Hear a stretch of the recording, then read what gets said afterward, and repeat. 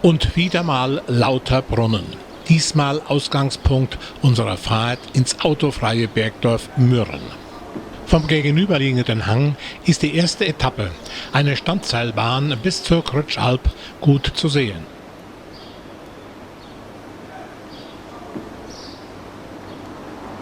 Und diese Aufnahmen kann man durchaus historisch nennen. Nicht, weil die Bahn schon 1891 eröffnet wurde, sondern weil es sie heute schlicht nicht mehr gibt.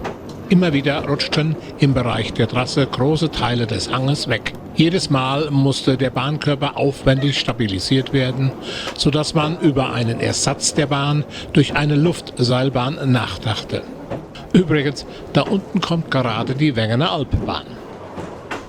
2006 wurde der vorhin erwähnte Plan einer Seilbahn umgesetzt.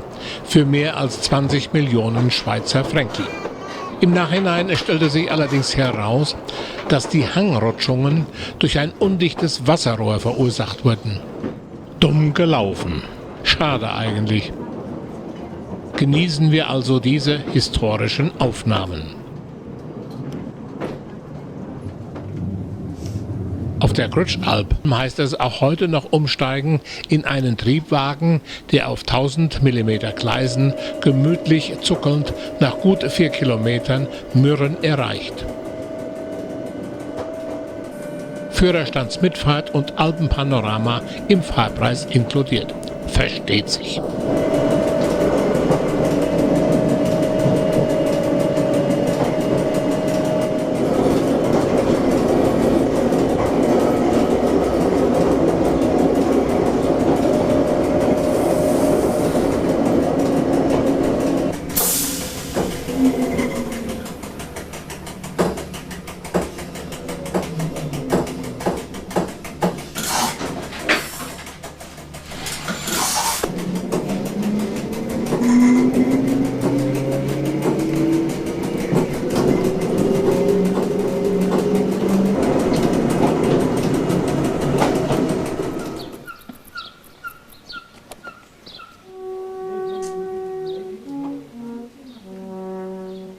Da hinten wartet auch schon die nächste Attraktion.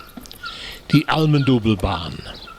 Die meterspurige Standseilbahn wurde 1912 eröffnet, als Zubringer einer Bobbahn, die allerdings schon in den 1930er Jahren außer Betrieb ging. 1969 erlebte sie ihre Renaissance. Bei den Dreharbeiten zum James-Bond-Film Im Dienste ihrer Majestät. Danach wurde sie zugeschüttet. Die Standseilbahn blieb, führte doch mit einer Steigung von bis zu 60% hinauf zum 360 Meter oberhalb gelegenen Aussichtsberg Almendubel. Oben angekommen, genießen wir den herrlichen Blick auf die Bergwelt von Eiger, Mönch und Jungfrau.